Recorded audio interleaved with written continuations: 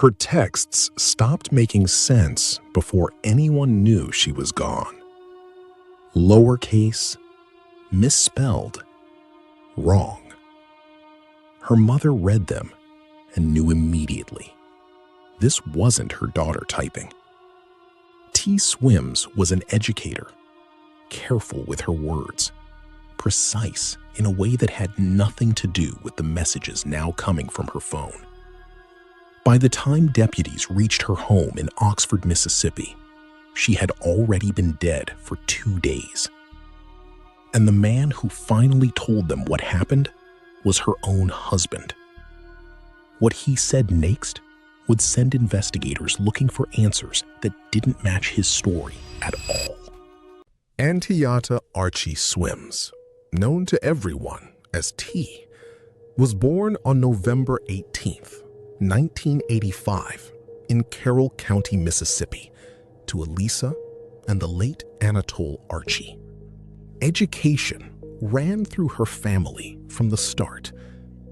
Her mother worked as a teacher, and that value passed directly to her daughters. T carried that lesson into every stage of her own life, earning honors through high school and going on to study elementary education at the University of Mississippi. She built her career step by step, teaching at schools across the state, earning a master's degree, and eventually taking on the role of instructional coach, mentoring other educators while she continued advancing her own path. By the spring of 2021, she had reached a milestone years in the making, a doctorate from Ole Miss.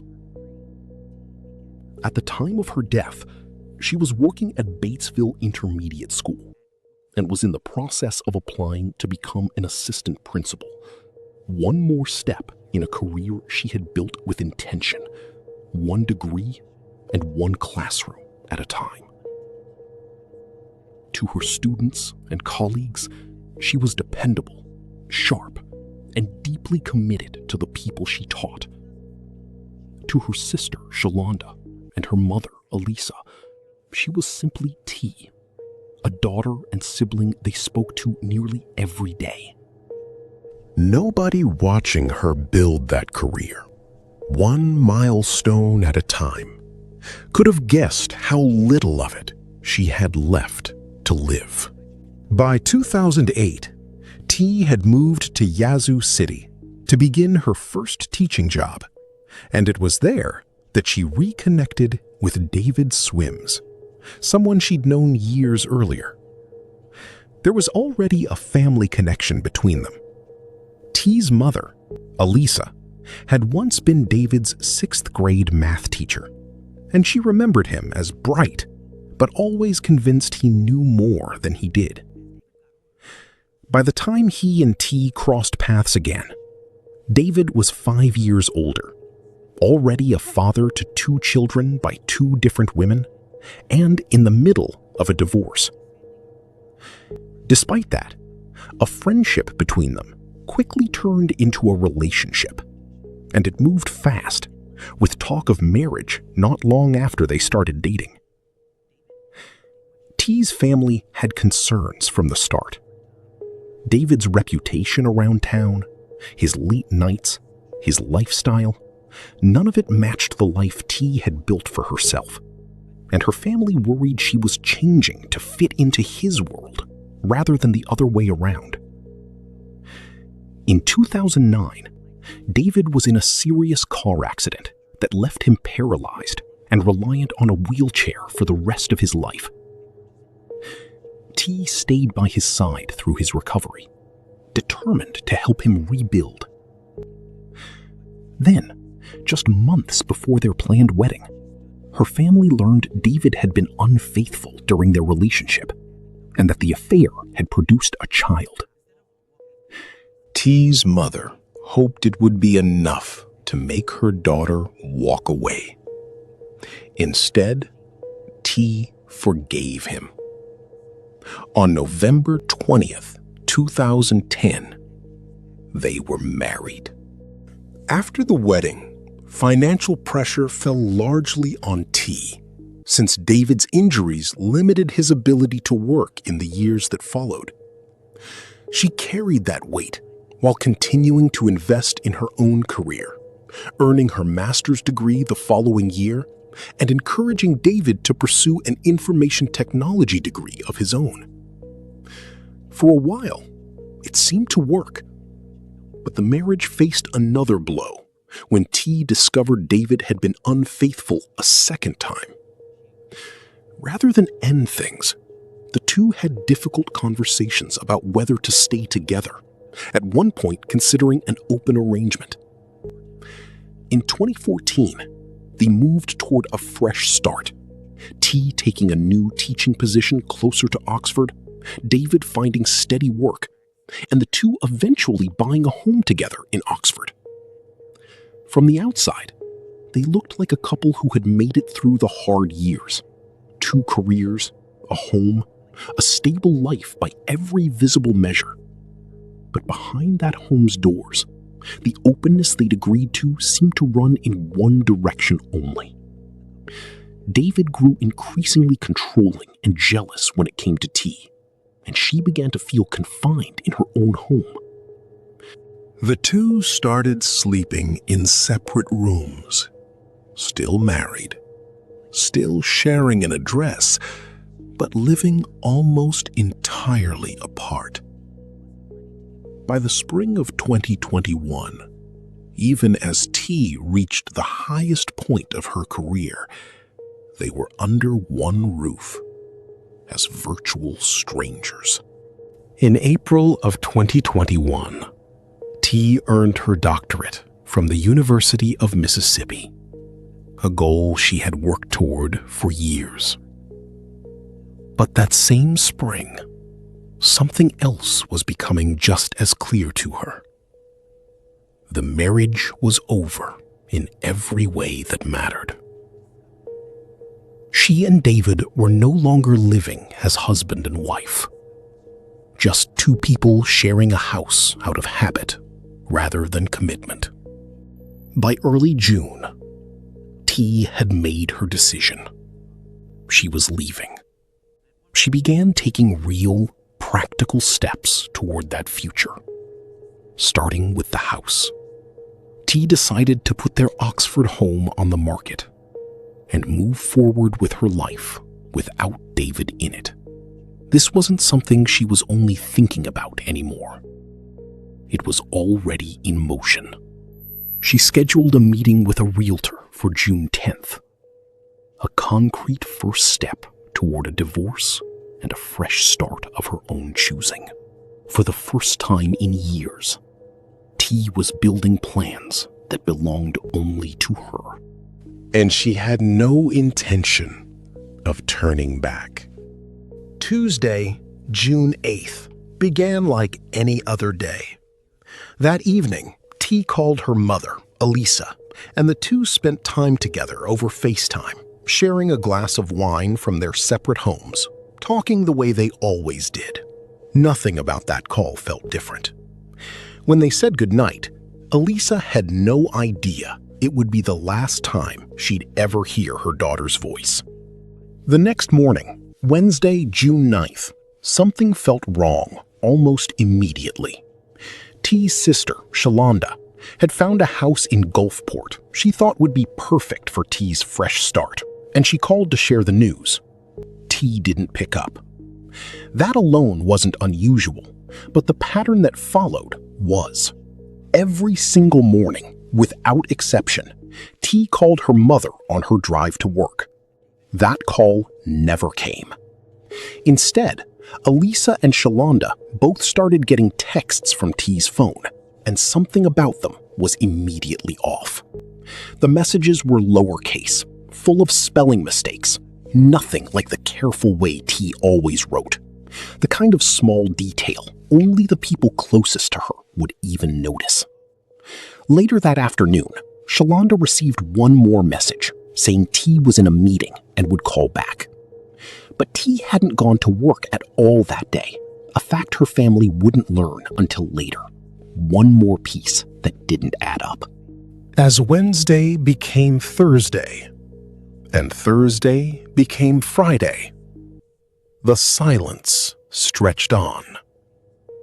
No calls, no voice, just scattered strange texts and a growing fear that something in Oxford had gone terribly wrong.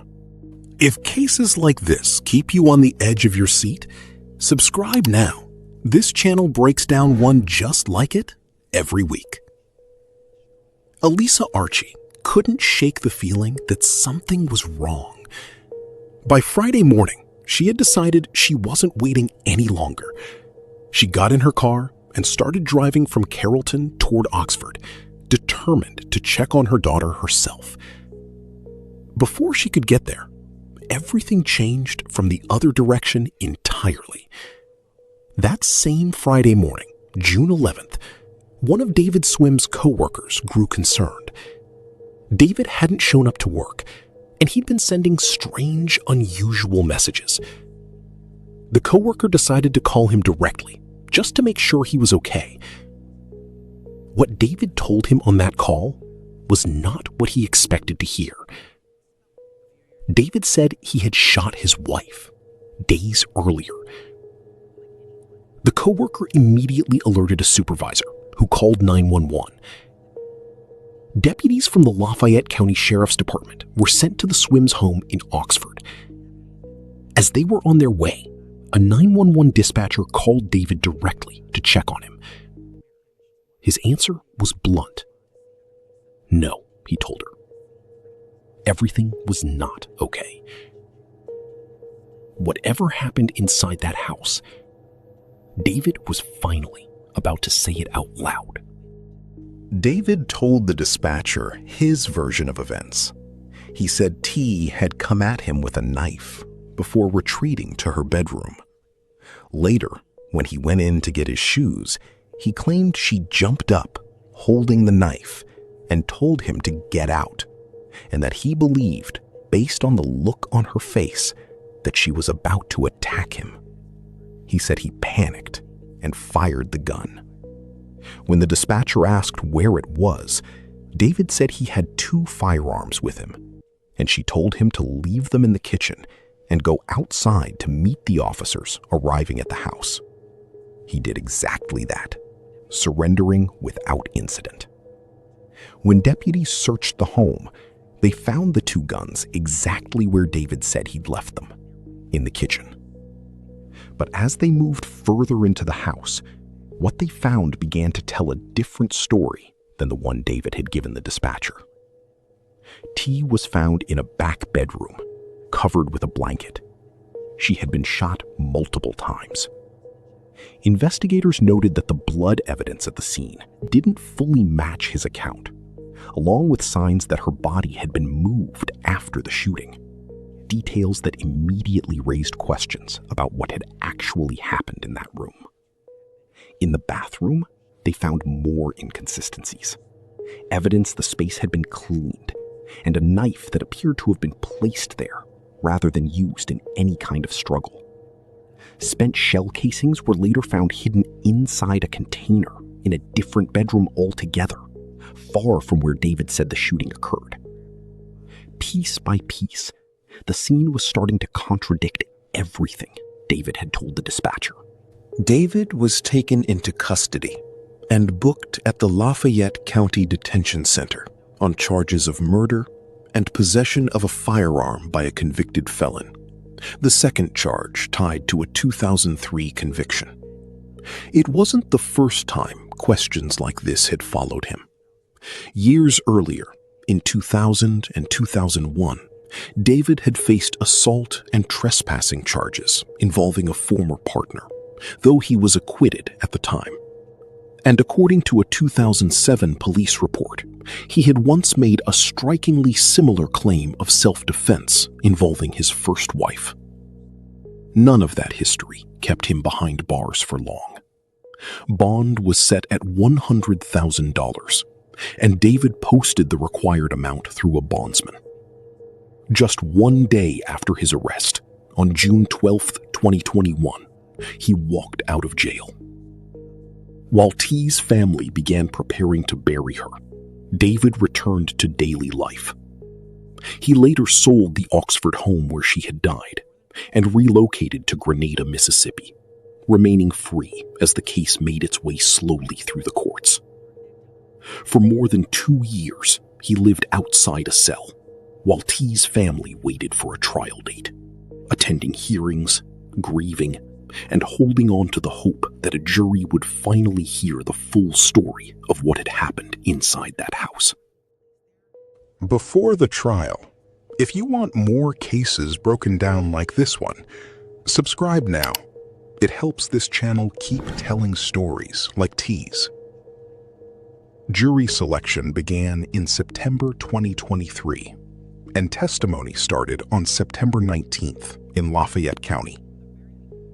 Prosecutors built their case around one central question, not just what David had done, but what he did afterward. Jurors heard that T had died on June 9th, yet David never called 911 himself, and that he remained in that house with her for more than 2 days before anyone outside learned what happened. Deputies described arriving at the home and what they found inside. Investigators walked the jury through digital evidence too, texts and social media activity sent from T's phone after prosecutors said she was already gone, the same messages that had first alerted her family something was wrong. The state's medical examiner testified about the number of times T had been shot and told the jury the trajectory didn't line up with David's account of a close physical struggle for his life. When closing arguments began on September 21st, David's defense leaned on his physical limitations, arguing that being in a wheelchair left him trapped when T allegedly came at him. Prosecutors countered with a single direct question. If this was self-defense, why hide her body for 2 days instead of calling for help? Assistant District Attorney Stephen Jubera put it plainly. 3 shots, he told the jury, is not self-defense. After 3 hours of deliberation, the jury returned its verdict on September 21st, 2023. Guilty on both counts, second-degree murder and possession of a firearm by a convicted felon. Outside the courthouse, T's family gathered in a circle and held hands in prayer as the news reached them. David, who had been free on bond for more than 2 years, was taken into custody immediately and remanded to the Lafayette County Sheriff's Department. Several weeks later, on October 30th, a Lafayette County judge handed down his sentence. 40 years for the murder charge, with 2 suspended, leaving 38 years to serve, plus a concurrent 10 years for the firearm charge. Under Mississippi law, that sentence comes without the possibility of parole. T's sister, Shalonda, spoke outside the courtroom afterward, saying she was grateful justice had been done, even knowing that nothing would ever bring her sister back. But the case didn't end there. In August 2025, David appealed his conviction. The Mississippi Court of Appeals reviewed his case and upheld the verdict, though not unanimously. One judge dissented, raising concerns about part of the testimony given during the original trial. David remains behind bars today at a correctional facility in Pearl, Mississippi, with a sentence that, barring further legal action, will keep him there for decades to come. T. Swims spent her life invested in other people. She built her career one classroom at a time, mentored the educators around her, and earned every degree she set out to earn. She stayed committed to her marriage far longer than most would have, hoping through every setback that things could still work. And when she finally decided to choose herself, to file for divorce and start building a future David wasn't part of, that future was taken from her before she ever got the chance to live it. She was 35 years old. Today, she's remembered as more than the way her story ended. She's remembered as a daughter, a sister, and a teacher whose impact reached far beyond the walls of any one classroom, by students who still talk about her, and by a family that carries her name forward. Her case is also a reminder of something advocates say again and again, that the moment someone decides to leave an unhealthy relationship is often the most dangerous one. T did everything right. She built a plan. She had a date, a realtor, a future already in motion. It still wasn't enough. If her story means anything, it means remembering her not just for how she died, but for the life she spent building before that. Because T deserved the future she was working so hard toward. And the people who loved her make sure her name is still spoken today. Subscribe now, because every case on this channel is built the same way, fact by fact, source by source.